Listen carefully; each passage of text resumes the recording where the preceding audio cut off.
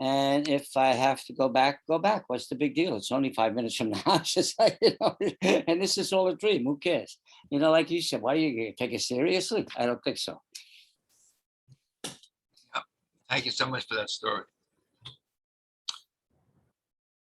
I'll have to listen on the replay to get your story.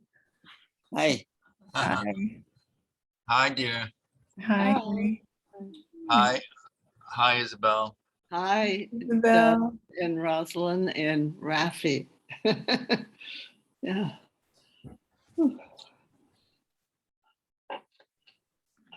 How was all with you, Rosalind? All is well, thank you. What about with you? Everything's good. Obviously, it's a lot better this week than last week. What was going on? Did somehow it got deleted? I deleted Zoom and I couldn't get it back. The reason I couldn't get it back is that there was a malware thing at zoom.com. And I went to zoom.com. It's not zoom.com, it's zoom.us. That's the official thing. Yes. So I had downloaded malware. I had to go to a guy who I met through John Mundy. He's considered an expert at Zoom, and he straightened me out. Oh, wonderful. Yay. I actually sent him a check and I was very happy to pay him for his time. Wow. I mean, I couldn't get out of the malware. I mean, My goodness. unbelievable. These dramatic things that happen, and yet Yeah. all is well. Yes. Welcome, Kathleen.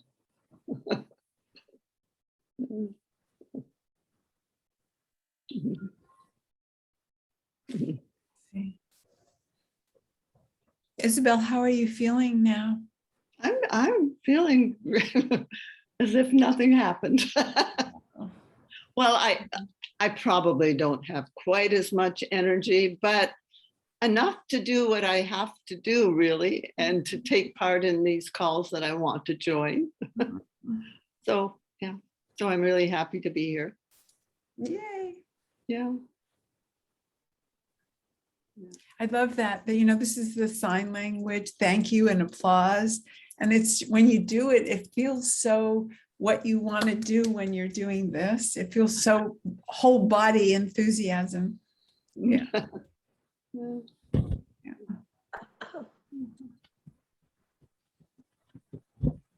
Kathleen, how are you? I'm good. Yeah, I'm good. Thank you. We have a new kitten. Oh. So yeah. So if I black out it's only because I'm like jumping up and down. Don't chew on that wire. Don't do this. Will you show us the kitten? Yeah, he's on the couch right now. Let me.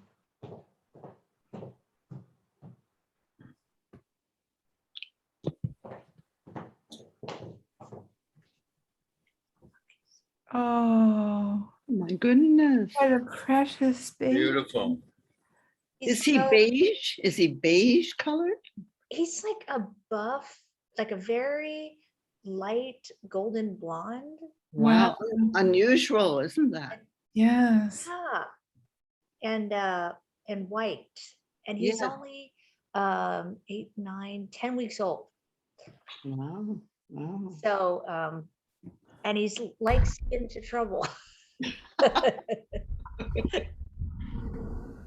Yeah. And his name is Oliver. Oh, what a great name. Strong name. Yeah. Yeah. He has a strong personality. Hey, Happy says I want to see too. Uh-huh. Happy is my food. Poodle? Oh, is that a poodle? He's a Schnauzer poodle. Oh, It's called the Schnoodle. oh. Schnoodle. Hold them a little higher. So we can see him. Yeah. Oh. Oh, Oh, how cute. yeah, very cute. He has His a little name is white Happy. beard. What? He has a little white beard. Yes, yeah, yeah. And he also has a white chest too. Oh, what a Oh. sweetheart. Oh, my goodness. What a face. Yeah. Yeah, we have a dog too, and he's been quiet at the moment, but he loves to bark. So, How does the dog feel about the cat? you know what? He is very jealous. He is not, we had fostered a kitten that we had found in a parking garage last year, and she was feral. And so she's with a really forever home now. But we bottle fed her and everything, and he was fine. He was like, whatever. This cat, oh no, he always wants the attention now. Anytime we pet the cat, he wants to be pet. Every time we feed the kitten, he wants to eat. It's like it's totally a 180. And the kitten that we found, she's a girl, and this kitten's a boy. I don't know if that has anything to do with it, but he does steal. He gets cat food. He steals the cat food when he can, which is terrible for his diet. But what are you gonna do? Yeah. Well, I can tell you what we did when we had a cat and a dog. We had a cat first, and the cat ruled the house, and we brought a German Shepherd dog into the house, who was 15 times the size of the cat, but it was the cat's house. Oh yeah. And when we put the food down, the dog would go right over to the cat food to eat it. So I picked Sure. up the cat food and I put it up on top of the dryer. Yeah. And so the cat had to jump up there to get it, but the dog couldn't reach it. And after that, they were fine. But still, the cat ruled the house. If she Yeah. blocked the whole way, the dog could not go by. And Couldn't he pass. had to sit there and wait till she moved until it was okay for him. It was amazing. Well, because they're Cats do smart. rule. Cats rule over dogs for sure. Yeah. I just put up John Monday's link if you want. Follows our show here at 8 o'clock. Now you had mentioned that there's a $20. Well, if you can't pay the 20, it's okay. Oh, It's by donation, and whatever is okay. okay. That's good. So do you want to get started, Dov? Sure. Yeah. Good evening, Rico. Hi, Rico. Yeah. Oh, Len. Matt and Pete, Isabel, Rafi, and my darling. Everybody.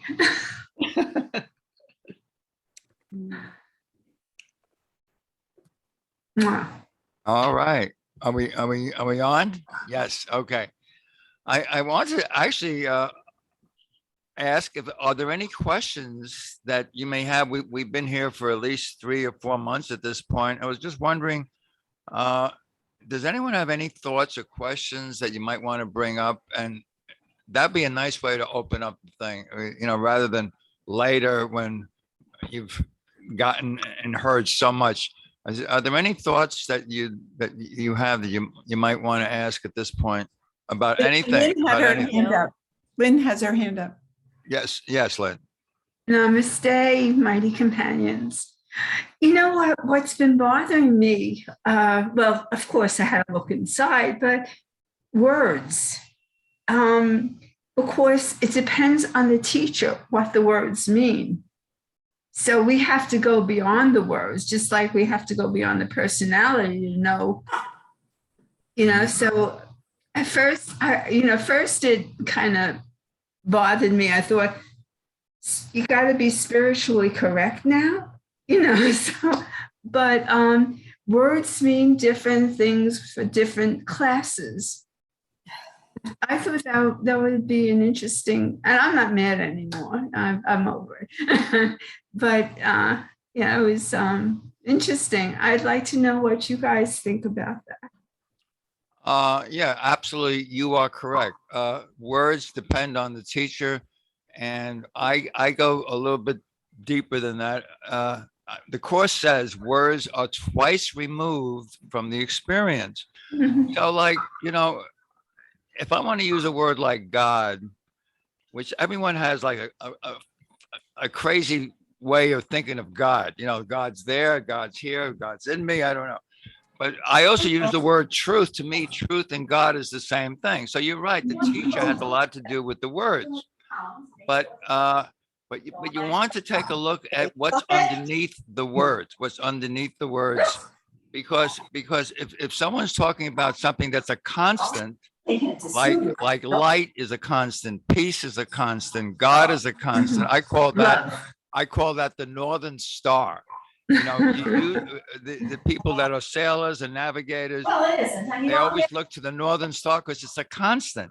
So you start with a constant, and then from there you allow the teacher to have a little play, and you can ask the teacher, what is that? Like I use the word salvation, like the Course of Miracles does, and I noticed that Bill Free used the word awakening or awareness, which is the same thing, by the way. Awakening, awareness, salvation, they're all the same. And if you read the teacher's manual, Jesus actually says, do you think that resurrection, forgiveness, salvation, Christ are identical? He said they are the same. They are identical. Every word has another way of looking at the same thing, but don't get lost in the words. It's always what's underneath the words. Sometimes, thank you. Sometimes I get a little frustrated if I read a poem and I come from A Course in Miracles. That is my life. Well, and I'm open to all, but Okay. that's my language. Yeah, but as a poet, you're entitled to use any words that you want. Yeah, as a poet. Thank you, Actually, if you John. look at the Course of Miracles, the Course of Miracles really is poetry. It really is. Yeah. It's poetry. Okay. I would love to respond to that as well. It's a Yeah, great, go ahead, Rosalyn, please. it's a great question, Lynn, and it's a great subject.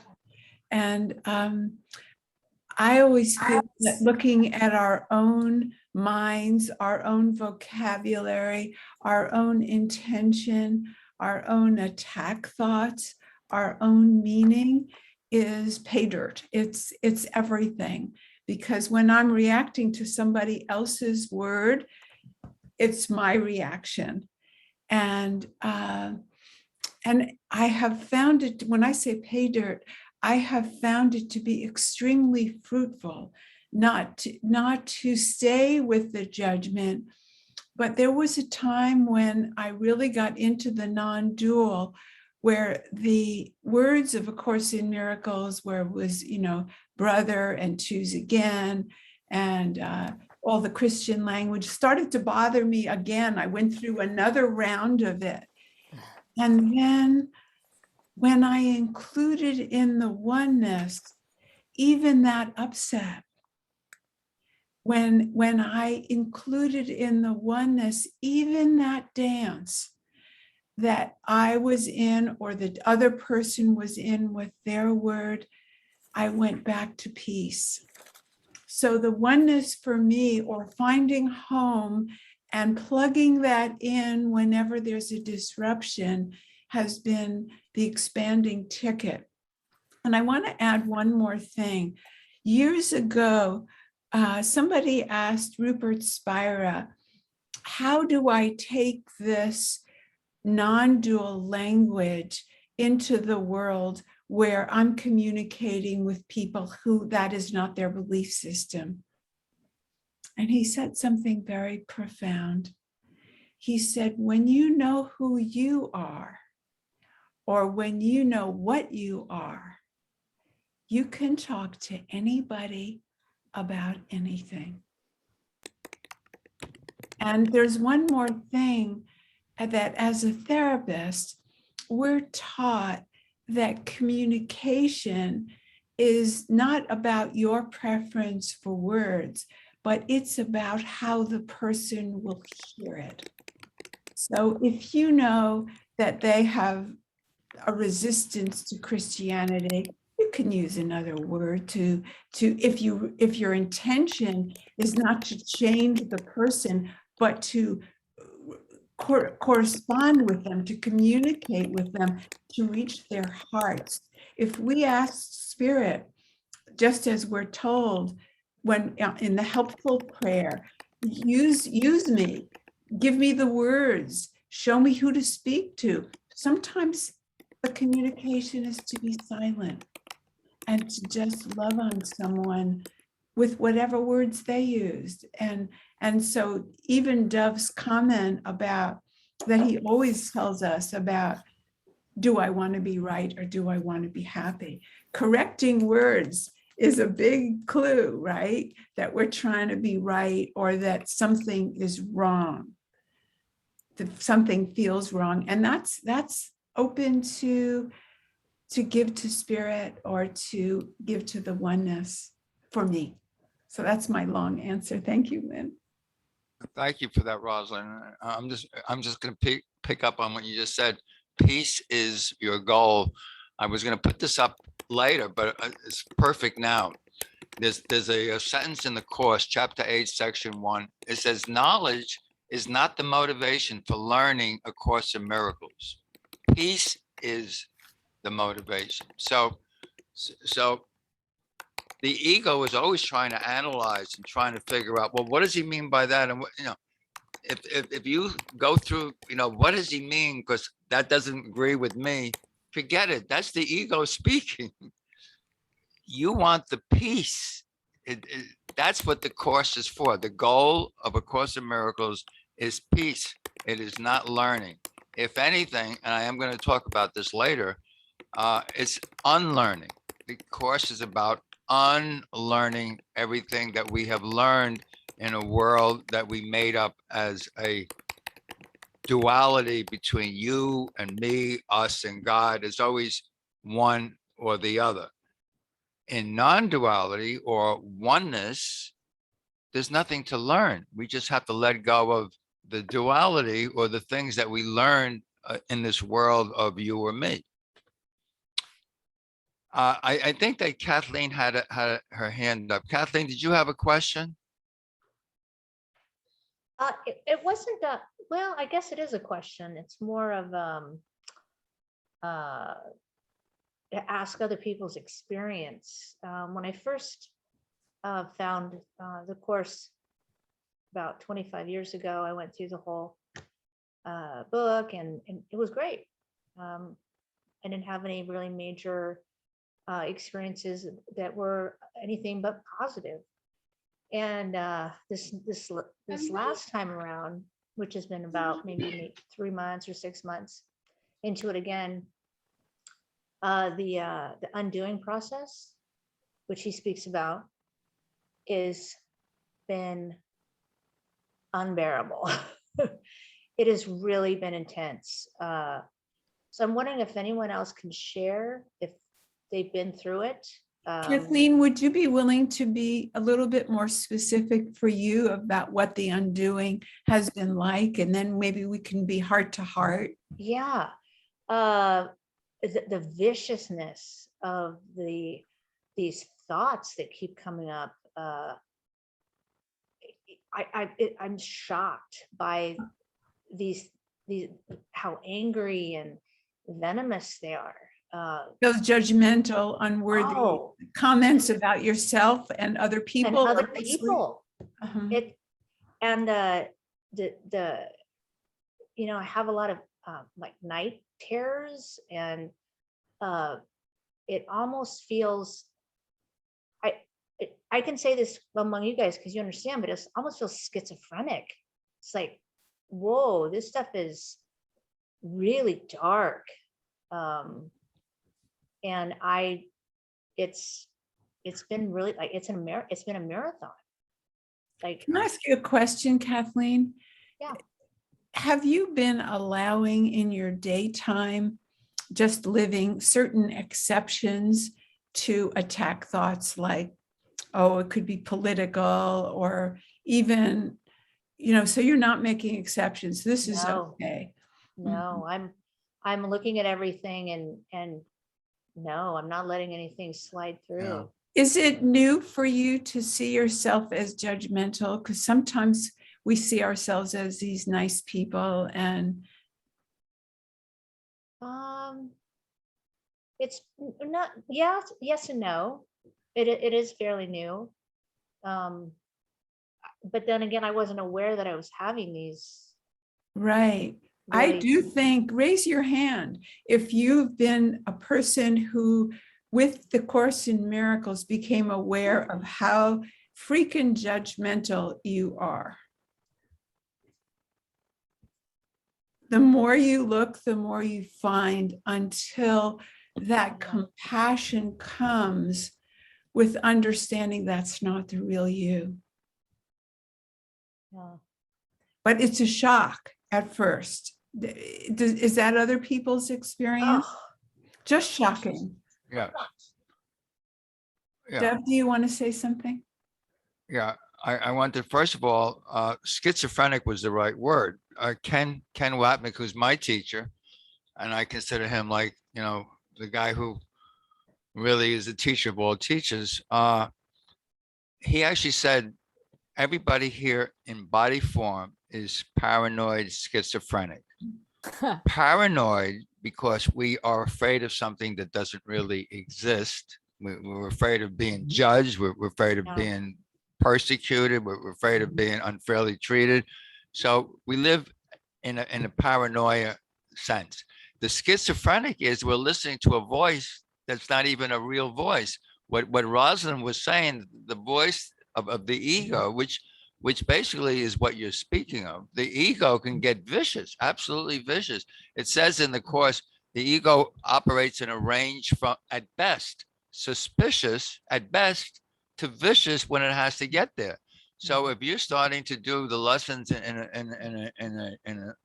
a rhythmic way, and the ego says, hey, wait a minute, I don't like what's going on here, it's going to get vicious. And the word is judgment. Rosalyn got the right word, but all judgments are of the ego. The Son of God doesn't judge, and God doesn't judge. God never condemns. God never has to forgive, because God never judged. We think that God judges us because we judge. But judgment is the one tool of the ego. It judges others and it judges ourselves. It judges others and it judges ourselves. You might say the whole Course in Miracles is about letting go of judgment.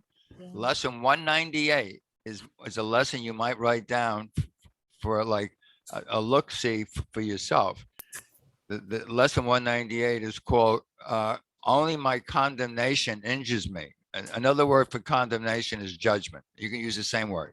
Only my judgment injures me. Only my forgiveness sets me free. There is no judgment that forgiveness cannot heal. You actually find that in the lesson. You have to really forgive the thought that isn't your thought, but you just let it go. You don't analyze it. You don't make it wrong. You don't make it right. Just look at it, smile, and say, oh, there goes another ego thought again. That's all. And it's not you. I love that lesson that says you think that the world would recoil if they saw the real you, and that's not the real you. That is what got me as a therapist, but also as a person who felt a lot of shame in this world in the 1980s. I was riddled with it, and that wasn't a psychological concept yet. That didn't come for another, I don't know how many years, 20, 25 more years. And I thought, how can this book know what I really think? Yeah. And it just, it's like I am riveted now, if it knows that. But the non-dual is also another avenue to a release of that. Because Kathleen, are you familiar with the non-dual at all? Yes and no. If I had to define it, I wouldn't be able to. But Okay, well, it's just, you don't need to study it, but it fits with quantum mechanics, quantum physics. And that's a fancy word too that scares us. But science has not been able to find this separate self. Course in Miracles says at no time is the body real, right? And we think of that as illusory. And then it's a little confusing because we live as though it's real. The non-dual fits with quantum physics, but for me, it wraps itself around the illusory world as well, because it says we will see these separate bodies, but we are just energy potential. Now, the good news is that we can't be these horrid people that your mind and the voice is saying, because we're not even separate people. The bad news is all of our wishing to be better people, special people, worthy people, achieving people, all those attachments are idols, the Course tells us. And quantum physics says, you don't even have to pay any attention. You don't even have to do mind training, because it isn't anything. You are the potential of the universe. You are everything, not nothing. So it's quite inspirational, unless you get hurt by, you don't get to be a special individual. But it feels great when the heart is hurting from those vicious thoughts. And maybe we should do a meditation, unless you need to speak right now, David. No, please do. Please. Let's do that. Let's have our own experience and join Kathleen in this place where we have all had our own particular moment today and almost every day where something troubled us, something was a little snafu, something was frustrating, or something was upsetting. The Course tells us it doesn't matter if it's small or it's little, it's on the same continuum. And if it's frustration, let's call it anger. If it's ticked off, let's call it anger. If we were talking about worry, let's call it fear. If it's anxiety, let's call it what it is. And let's put a number on it right now before we enter another field. And let's take a deep breath and inhabit and embody our bodies. This body is not who we are.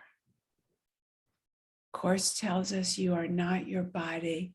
You are still what God created, or still as God created you. And what that means to me is the quantum field, the oneness, the potential. Let's find that now in the next breath. Let's take an inhalation. And before you exhale on the next breath, notice there's a space you might not have paid attention to.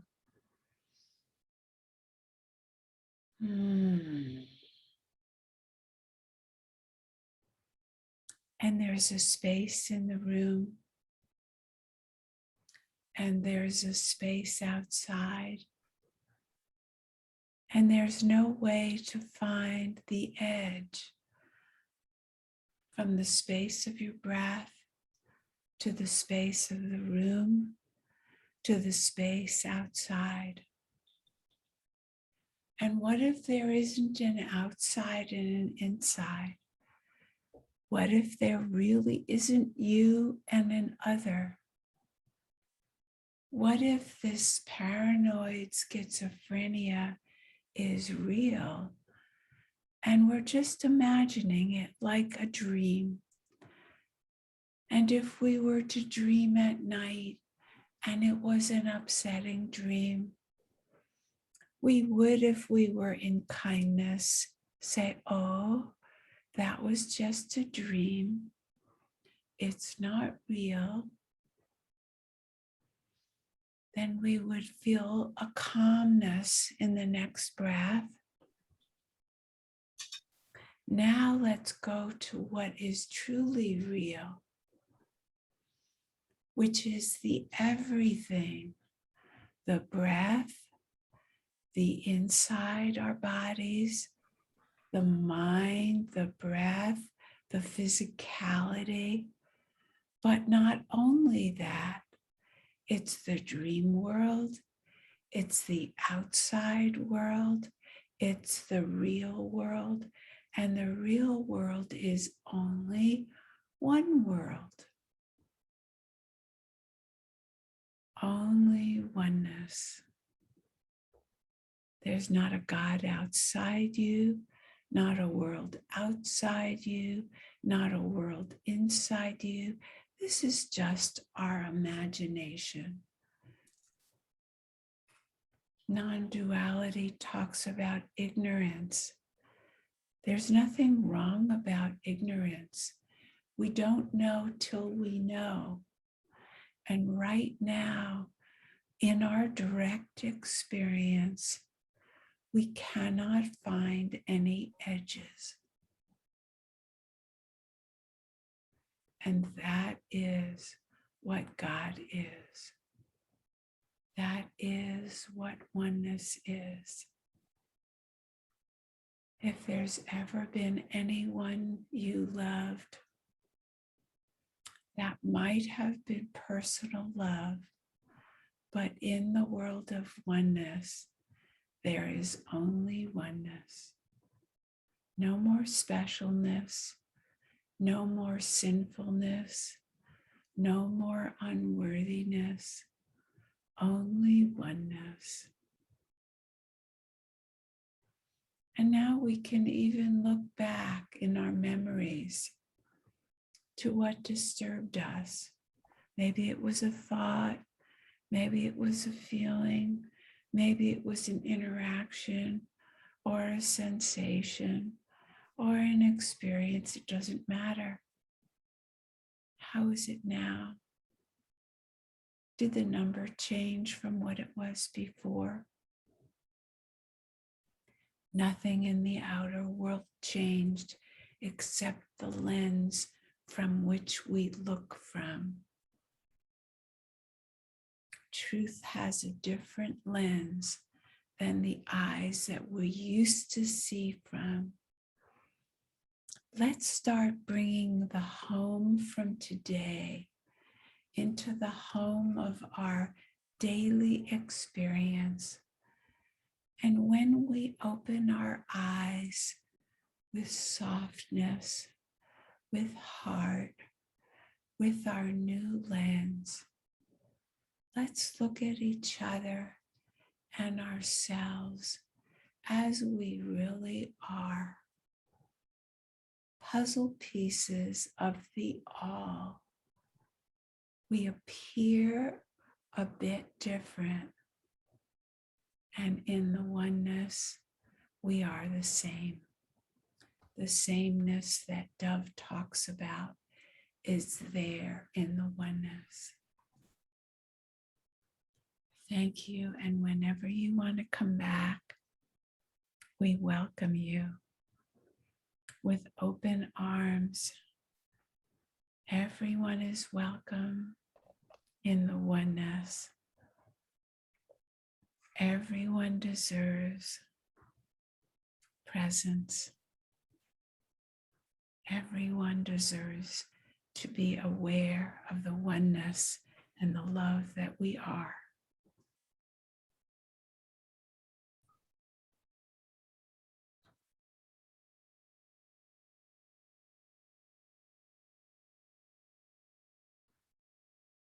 Does anyone want to share on your meditation that you just had? Anyone at all?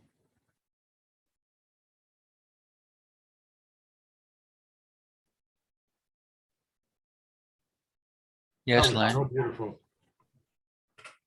Okay, thank you, John. Lynn? Your voice is so beautiful, Rosalyn, like a lullaby. When I feel when I'm flowing, it's always a bunch of rainbow colors flowing together. That's how I picture it. bunch of rainbow colors just in tune, flowing. Beautiful. Rainbow, that's nice. Yes, Rafi. Rafi? Well, there's a quiet, a peace that is so extensive, it's borderless. And that's the only thing that there is. There's no me, there's no anything else. There's just that. And of course, that is what is. And this isn't. So thank you. Thank you. Yeah. Rico, you had your hand up. I did. Good evening, family and friends. Welcome. Thank you for letting me be here. And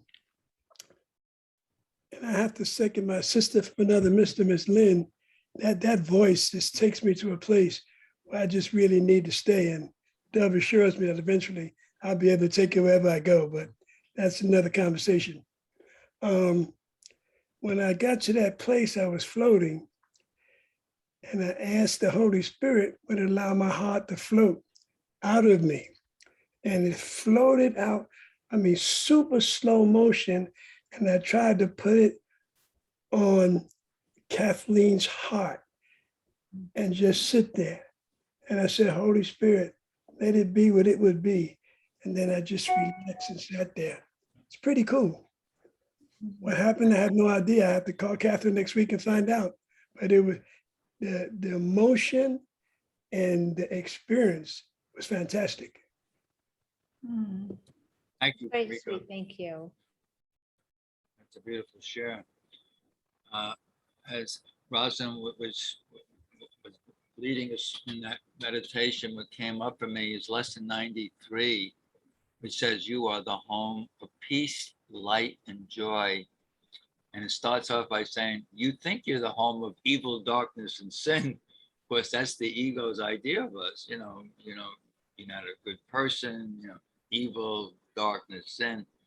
But you're really the home of peace, which has no edges, no borders, light, no edges, no borders, joy, no edges, no borders. Yeah, thank you so much, Rosalyn, for that. Is there anyone else want to share on that? Well, I forgot to say, Dov, what my ego thinks was to put Rosalyn in a bottle and bring her home with a rainbow from that's all I'm thinking about. Thank you so much, Rosalyn. John, I've been thinking about you too. Remember a couple of weeks ago, you told us about when you thought that your wife was on her last day. Yeah. And it was a 10 and you were so upset. Yeah. And then when we went back to it, what I've been thinking about is that you went to an 8 the next time you went back to it. Can you tell us what that's about?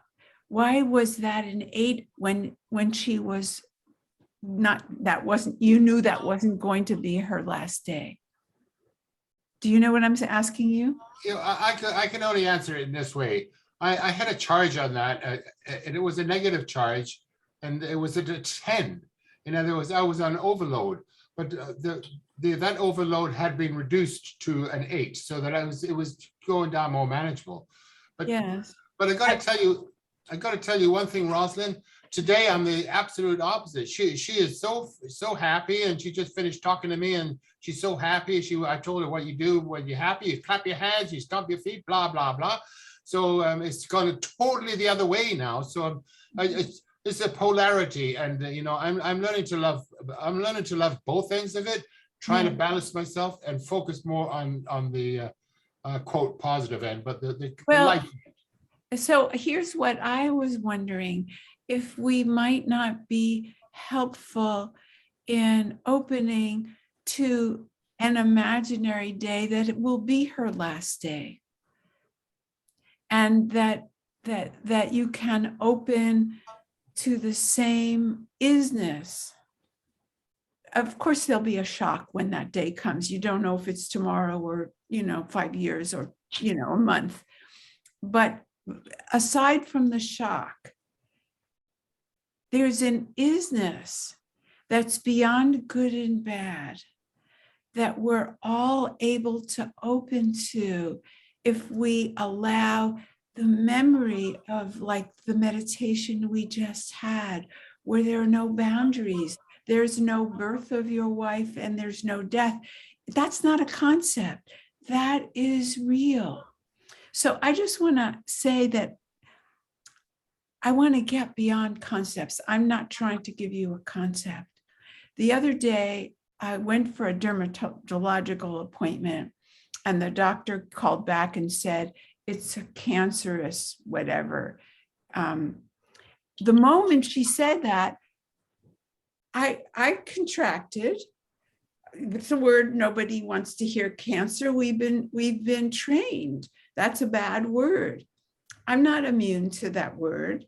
I contracted, but I allowed the contraction without believing that this is some bad, horrible thing. Do you know what I'm saying? So I allowed my contraction. I allowed the cancer, just the word, because it doesn't mean, that word doesn't mean all cancers, right? Some cancers you die from, some cancers they scrape out and it's nothing. But it didn't matter. I had to open to the contraction, but not believe in the contraction. Is that making any sense? Makes a lot of sense. The next moment I would say, okay, so what else? And my heart was open. Okay, tell me what you want. And I noticed I didn't try to be okay. I've had brain surgery where I didn't know if I would live or I would die. So I'm not talking about concepts, but when I went to the brain surgery, I was willing to be dead if that was going to be the outcome. But I was also quite interested in living and most interested in finding the love in every moment of whatever this brain surgery was going to entail. And just having that clarity and not having an agenda allowed whatever new moment was. Some of it was not fun. It wasn't bliss. It was like, you know, a train ran over me, but it just was. I didn't fight it. So I don't know if I'm sharing anything that's worth, but it's not just for you, John, it's for all of us. I know that. All, you know, I mean, we all have these moments where we have an experience that we wouldn't choose. And how do we open to it? How do we accept the isness of it? Is that useful at all to you, John? Yeah, you know what, Rosalyn, I'm breathing that in with every breath that I'm hearing you say this. And it wants me even more to put you in a bigger bottle and bring that message with me. I just love you so much, Rosalyn. And I so appreciate that message that you delivered for all the people and for me, because it's very, very profound. I can feel it in my hands, in my whole body, resonating, you know. And so I just want to honor you for that, your experiences and your willingness to share them from such a heartfelt place in you. And I don't have nothing else to say except thank you. Well, and I love you. And I love you. And I love you. And I thank you for sharing. You've been on my heart because I didn't want to leave that the 10 to the 8 to without our exploring that it could be, the next moment could be the 0. It could be a 0. Why not? And when people leave that have been in our lives, there's not just grief, there's relief, there's freedom, there's all kinds of other feelings that we don't talk about. And I know that you've been through a lot, even though I don't know you. And so we're open to everything. And that's part of the love that we are, that's not even personal, it's just the isness. Yeah. Thank you. Thank you, Rosalyn. I have to say, you just touched my heart and left footprints on my soul. I mean, I felt that one. Thank you so much. That's gonna help me with something in my life. But that was powerful. And it's not the Rosalyn, it's the spirit in Rosalyn that just touched me. Thank you. And John, I don't care what they say about you. I love you, man.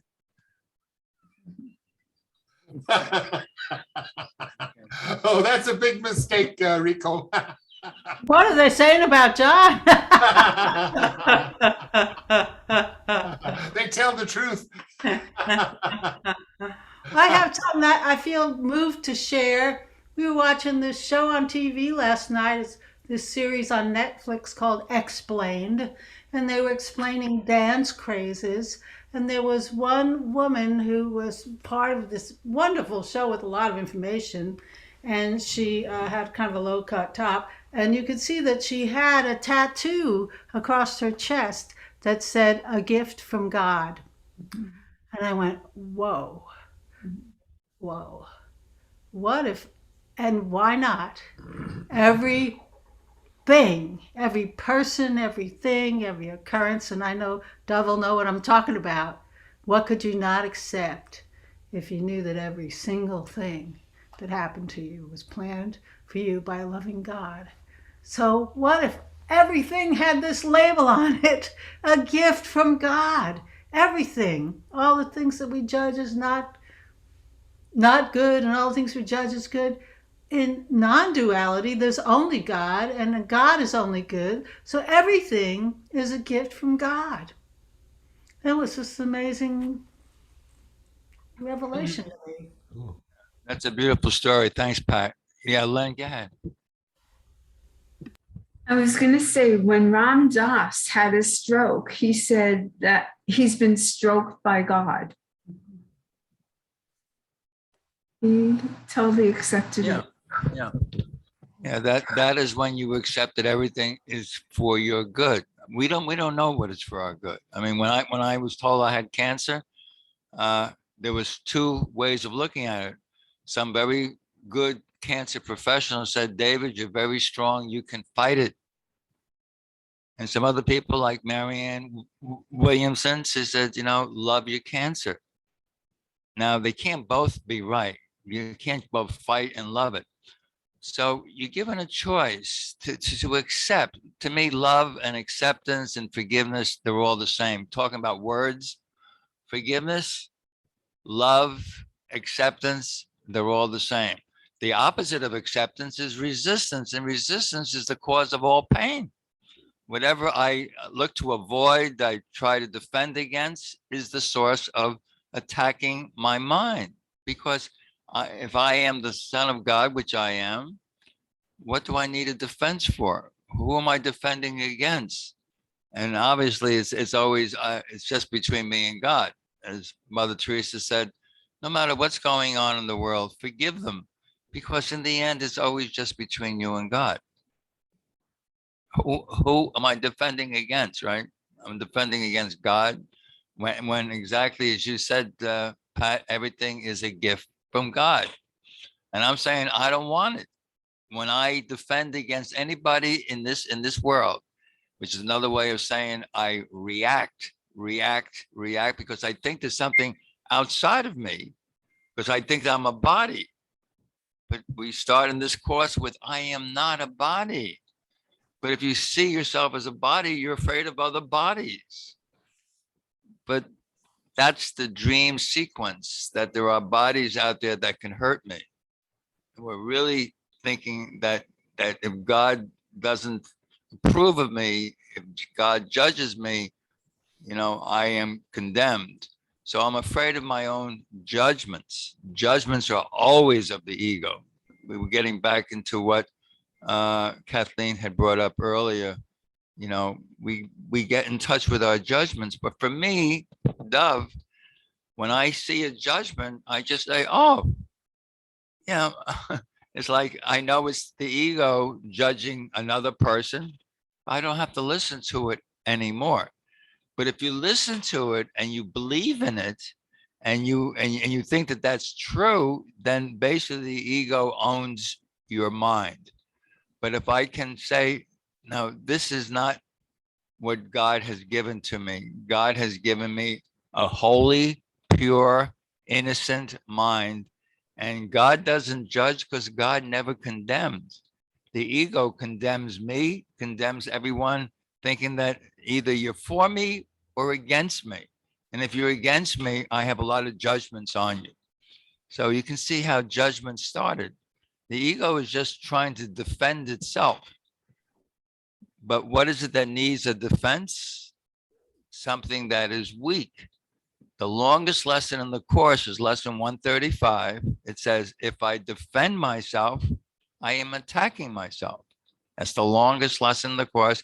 And that's the lesson, paragraph 18 that you just quoted. What can I not accept if I but knew that everything that seems to happen to me, all events, everything, past, present, and even to come, is gently planned for me by one whose only purpose is my own good. Because the world is not what we thought it was. The world is a classroom where we come to learn lessons. And if I don't like the lesson, I'm asked to see it differently. So you go to the Holy Spirit and say, I don't know what this is for. I don't know why this person is upset at me. I mean, it doesn't really matter why the person is upset. You just don't know. But if you think you know and you want to be angry and attack back, that's exactly what the ego wants you to do, to stay in an attack mode so that you think it's real. There's nothing here in this world that's real. It's a virtual reality. We do know now what virtual reality is. The Course calls it a dream. Course calls it an illusion. Course came out in 1965 through 72. They didn't talk about virtual reality, but he could have just as well used the word virtual reality. Now we all know what virtual reality is. You put on some software, and all of a sudden you're in Hawaii, or you're on the moon, or you're in the Antarctic. That's virtual reality. You never left. That's what the Course says. You're at home dreaming that you're somewhere else. But in truth, we're still at home, but we live in virtual reality to learn the lessons that we came here for. Are there any thoughts on any of that at all? Anybody have a thought? Well, Dov, I would like to say a few things. Sure. I was listening to your profound words and wondering if everybody has the question of how do we take that meditation, whichever meditation spoke to us. And it seems that most weeks people respond to the meditations. How do we take the experience of that meditation, not the specificity of it, like this time Rico told us all what he did about his heart, but just the experience of it, and take it as truth and reality, as direction for the rest of our lives, the way we take words as a teaching. And the answer that came to me when I asked myself that question, what could I offer all of us, was remember when you were madly in love with someone. Maybe you were 16, maybe you were 20, really young love. You were just madly, madly in love. Raise your hand if you remember a feeling like that. Did you have to, Rico, do you remember a feeling of being madly in love with someone? Never? Have you had the feeling of wanting to be with someone so badly, just enjoying their experience of being with them because they made you feel so good? Yeah. Okay, go with that instead of madly in love. Go with that. When we go to madly in love, or this experience of enjoying so much someone, we can't wait to be with them. Do we have any trouble remembering them or the feeling that we want? No trouble at all. It's all there in our bodies. We just can't wait to be with this person, even if it were like for a physical, sexual reason or romantic reason. Doesn't matter the reason. Let's put that kind of passion into our spiritual life. The Course tells us we just need a little willingness. Let's call that passion our willingness. It's not hard to take these meditations and remember, you don't need my words, you have your experience. Let's take that experience and bring it to whatever. If I take that experience and bring it to the doctor that says I have cancer, okay, what do you got to do? What's next? I'm not going to be upset if I go back to Rosalyn the body and forget everything I learned. Yeah, I'm going to be contracted. I'm going to have a whole story. And once I'm in a story, I'm in past, I'm in future, and I've lost it. So could we take the passion of meditation because we love that experience of freedom from suffering? Couldn't it be just like the lover or the person we enjoyed in Rico's case? Raise your hand if that could be a link for you.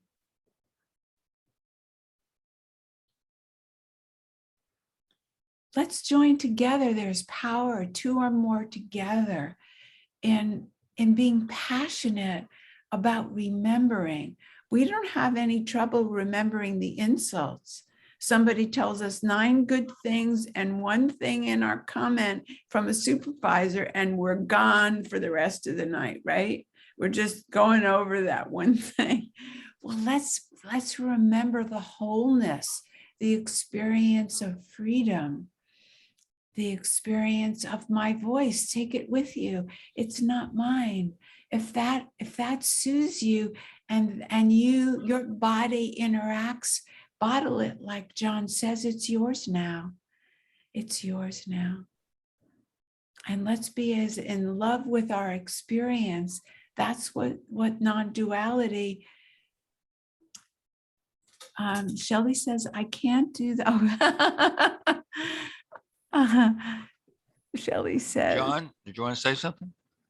Yeah, I just want to offer what you said, David, about when you were talking. What came to my mind was about, like, it's a question of jurisdiction. Who do I give jurisdiction to in my life? And I so love what you said, Rosalyn, because that's the whole point of having an unbounded, loving experience of in your own life, or whatever you're attached to, like your voice and that meditation, as a driver for driving you in the direction you want to go. So making sure to remember that I have jurisdiction and this is the way I want to go. Because as you said, Rosalyn, it's so easy to get focused on stuff that pisses me off, or that's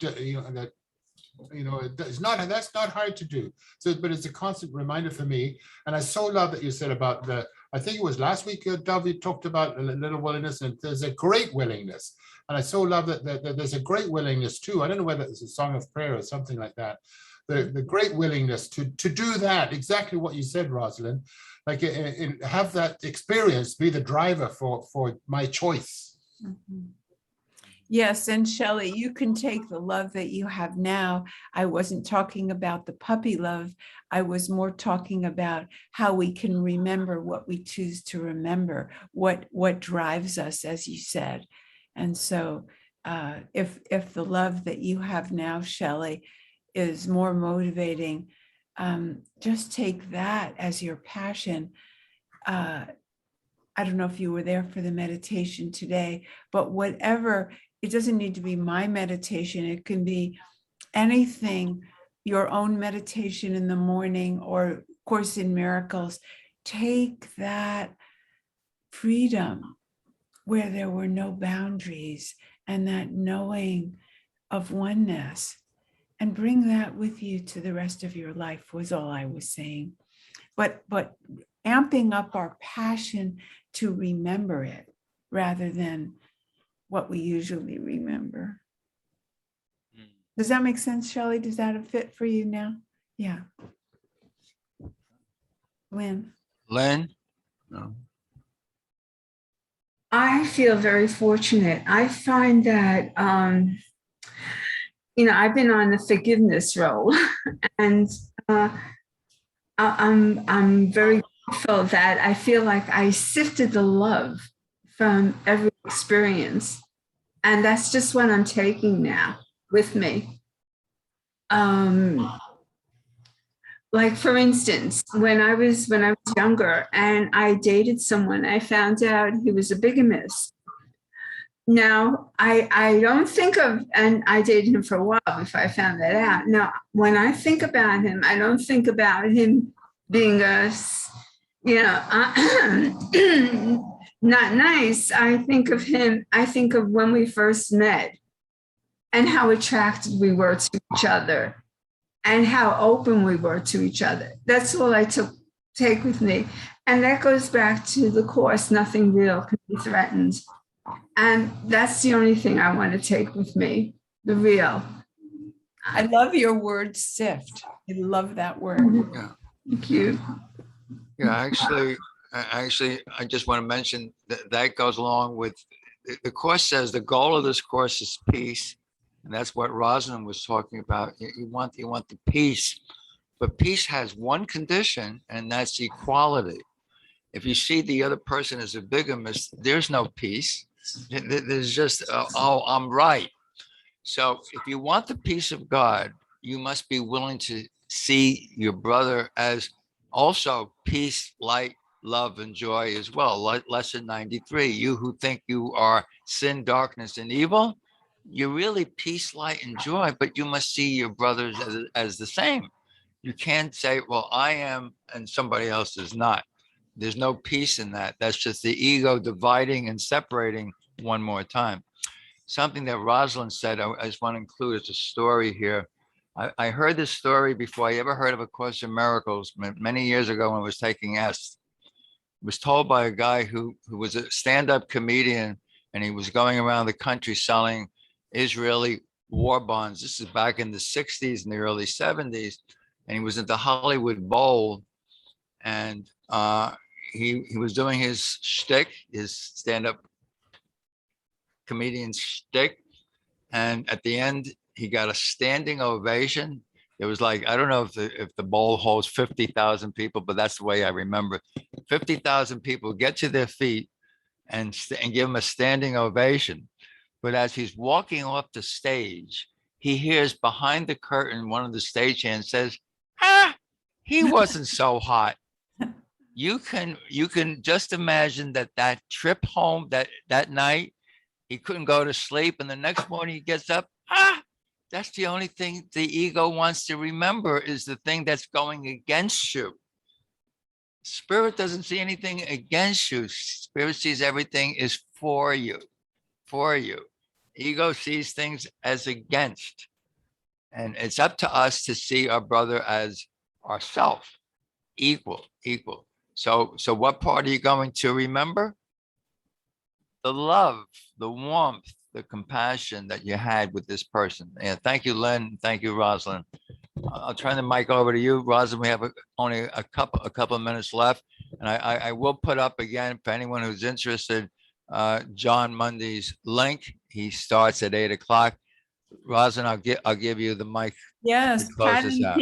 Pat and Pete, do you want to take us out with a song?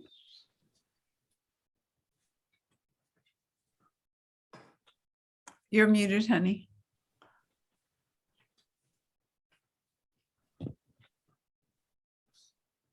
You, I said we could play the song that Dov likes a lot. All righty. Sure, Let me absolutely. find it for you.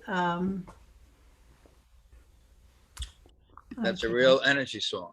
I've been listening through to some things on awakening together, and a couple of people, especially Helen Hamilton, she talks about, revelations of her own spiritual journey. And one of the things she says that really struck me was that once she realized that there was no Helen Hamilton, if there's non-duality and we're all one, then there is no me. That's true. There is no, and once there's no me, then the ego is nothing talking to nobody. That's true. That was very, very freeing for me. So the idea that there is no me, I feel very released by that. I don't feel threatened by that at all. I feel like there's just the one, and why would I be threatened by the one? The one is all there is. The God, you can all say God, you call it whatever you want, but the source, whatever you want to call it, we are all one in that, and that is reality. Nothing real can be threatened, and nothing unreal exists. So the individuals and the separation and all these egos and all these separate people don't exist. So anyway, here's the song. I know. Thank you, Pat. It's so Love beautiful. likes this song. Oh, am I going to have to listen to some stupid ad? Oh no. Here we go. We're missing it. There we go.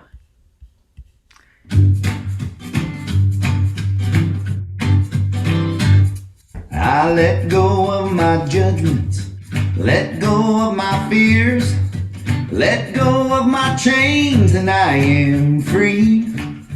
I become one of God's children. I feel His love for me.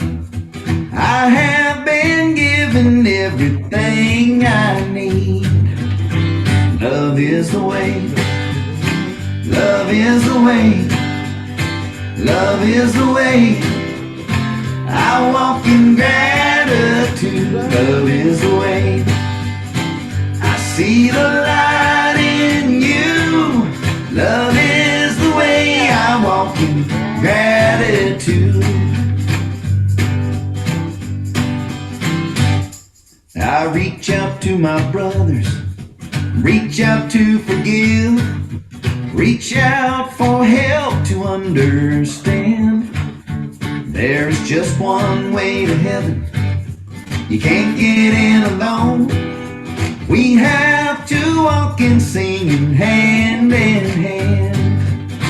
Love is the way, love is the way, love is the way, love is the way, love is the way, love is the way. I walk in gratitude. Love is the way, love is the way. I see the light in you. Love is the way. I walk in gratitude. Love is the way, love is the way, love is the way, love is the way, love is the way, love is the way. I walk in gratitude. Love is the way, love is the way. I see the light in you. Love is the way. I walk in gratitude.